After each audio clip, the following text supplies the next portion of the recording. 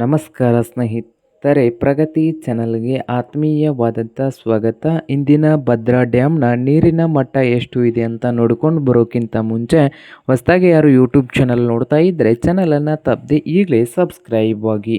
ಇಂದಿನ ಭದ್ರಾ ಡ್ಯಾಮ್ನ ಲೆವೆಲ್ ನೋಡೋದಾದರೆ 149.1, ಹಾಗೆ ಕೆಪಾಸಿಟಿ ನೋಡೋದಾದರೆ ಭದ್ರಾ ಡ್ಯಾಮಿಂದು 33.569 TMC ಹೊಂದಿದೆ.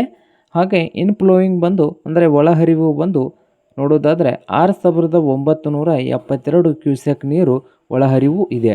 ಹಾಗೆ ಹೊರಹರಿವು 178 ಕ್ಯೂಸೆಕ್.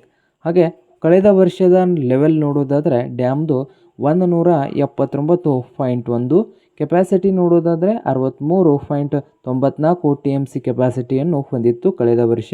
ಹಾಗೆ ಇನ್ಫ್ಲೋಯಿಂಗ್ ಒಳಹರಿವು ಬಂದು ಹೋದ ವರ್ಷ ನೋಡೋದಾದರೆ 10,508 ಒಳಹರಿವು ಇತ್ತು.